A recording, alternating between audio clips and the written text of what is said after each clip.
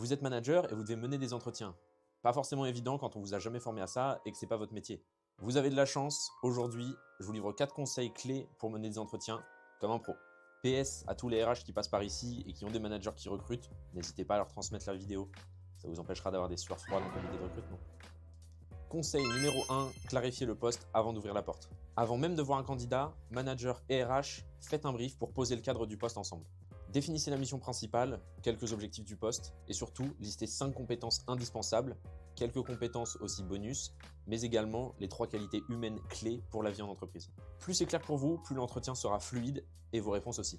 Conseil numéro 2, préparez une trame de l'entretien. Le meilleur entretien, c'est celui qui ressemble à un échange, pas un interrogatoire. Donc il vous faut une trame qui va vous guider et pas vous transformer en robot. Définissez les grandes étapes, accueil, parcours, motivation, question du candidat et conclusion.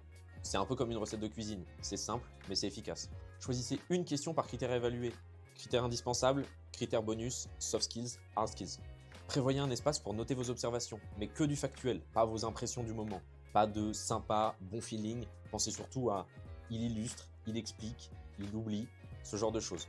Bref, écrivez des faits, pas de la poésie.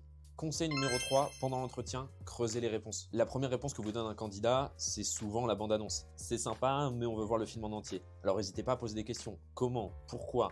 Quel était votre rôle précis? Quel était le contexte de vos actions? Quel résultat avez-vous obtenu? Qu'est-ce que ça a changé? Posez des questions précises pour savoir ce que la personne a réellement fait. Petite astuce, vous pouvez utiliser la méthode STAR. Situation, le contexte. Tâche, ce que le candidat devait faire. Action, ce qu'il a vraiment fait. Et résultat, ce que ça a changé. Conseil numéro 4, notez tout et débriefez avec les RH. Et ça, il faut le faire juste après l'entretien. Pas 2 semaines après en vous disant ah, c'était lequel? C'est celui qui avait la chemise bleue ou c'est celui qui parlait beaucoup? Non, tout de suite, quand c'est encore chaud. Et on le rappelle, on doit s'appuyer sur des faits, pas sur du feeling.